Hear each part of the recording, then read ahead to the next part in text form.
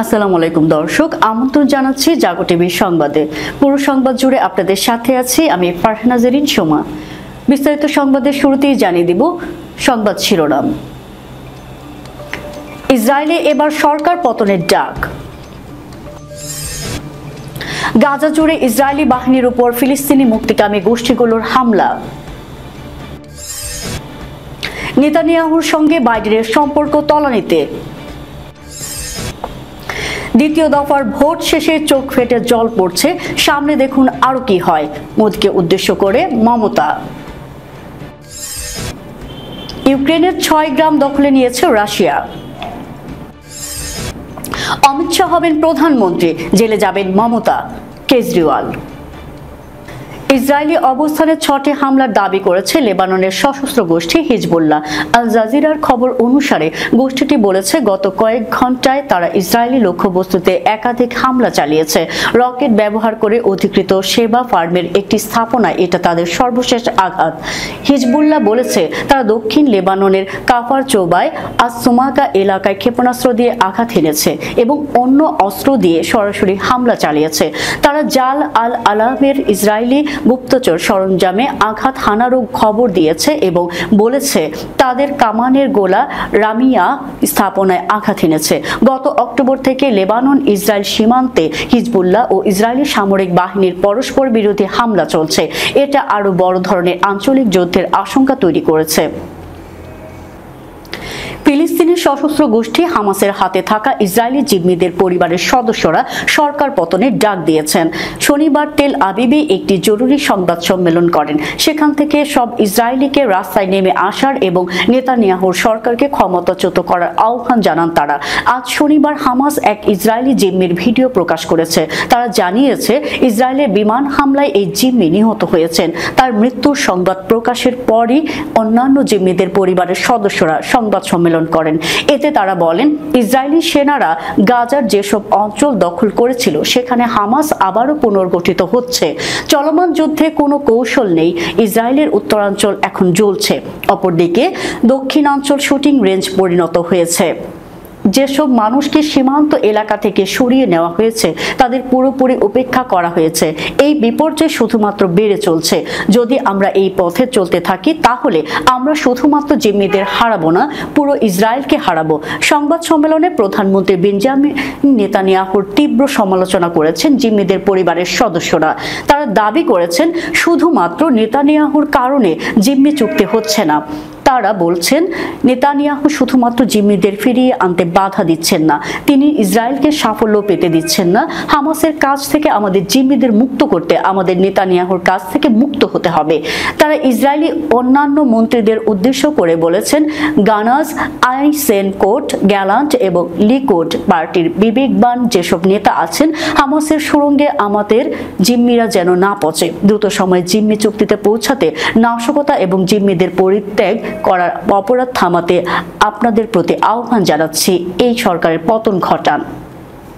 তারা আরো বলেছেন এই সরকার জিম্মিদের নিয়ে কোনো পরোয়া করে না, এটি দেশকে একটি বিপর্যয়ের দিকে নিয়ে যাচ্ছে।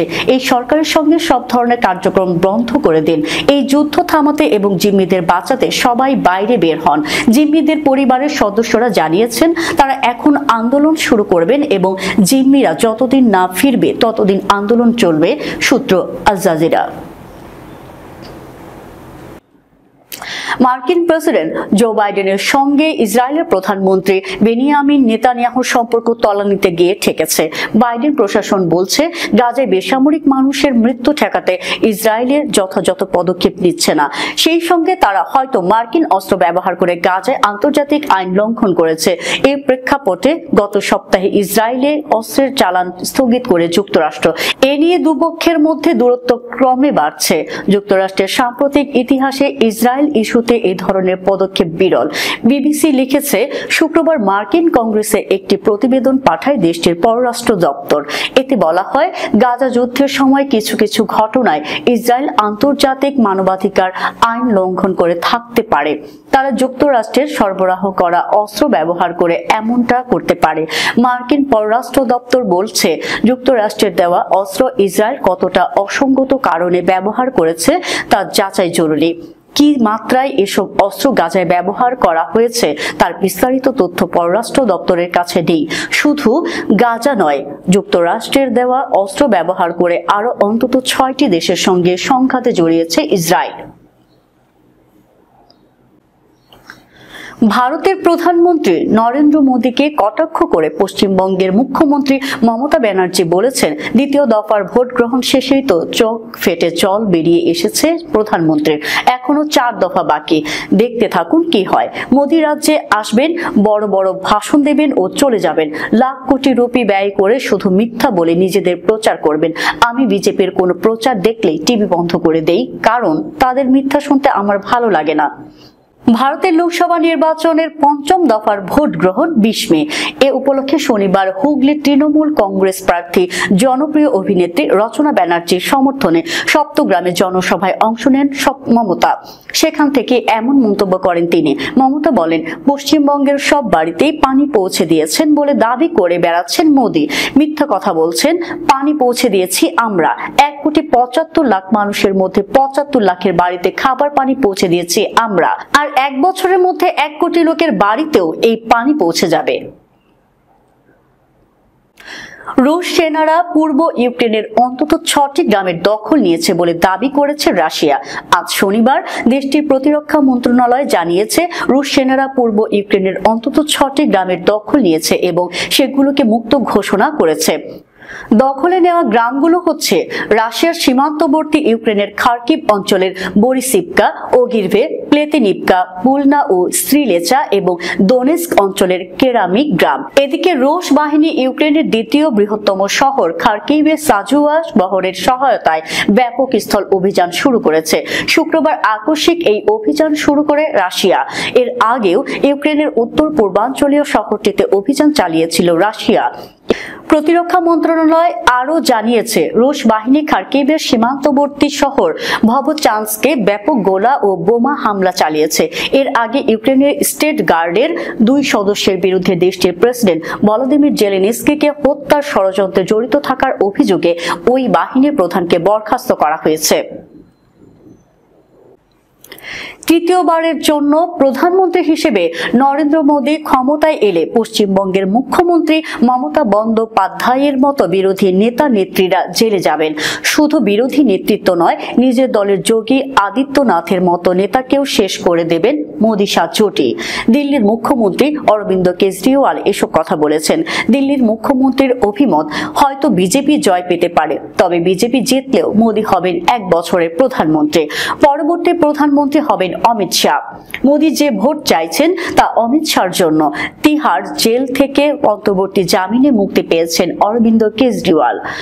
1 জুন ভোট শেষ হলেই 2 জুন তাকে জেলে ফিরে যেতে হবে। তবে তার আগে শনিবার স্ত্রী সুনিতা কেজরিওয়ালকে নিয়ে প্রথম প্রচারে বের হন দিল্লির মুখ্যমন্ত্রী।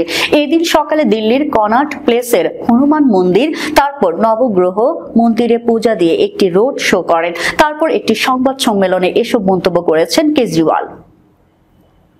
দর্শক, যাবার আগে জানিয়ে দিব শিরোনামগুলো আরো একবার। ইসরায়েলে এবার সরকার পতনের ডাক। গাজা জুড়ে ইসরায়েলি বাহিনীর উপর ফিলিস্তিনি মুক্তিকামী গোষ্ঠীগুলোর হামলা। নেতানিয়াহুর সঙ্গে বাইডেনের সম্পর্ক তলানিতে। দ্বিতীয় দফার ভোট শেষে চোখ ফেটে জল পড়ছে, সামনে দেখুন আরো কি হয়, মোদীকে উদ্দেশ্য করে মমতা। ইউক্রেনের 6 গ্রাম দখলে নিয়েছে রাশিয়া। অমিত শাহ হবেন প্রধানমন্ত্রী, জেলে যাবেন মমতা, কেজরিওয়াল। এই ছিল এখনকার মতো। আমাদের পরবর্তী সংবাদ দেখার আমন্ত্রণ জানিয়ে শেষ করছি। ধন্যবাদ সবাইকে। আল্লাহ হাফেজ।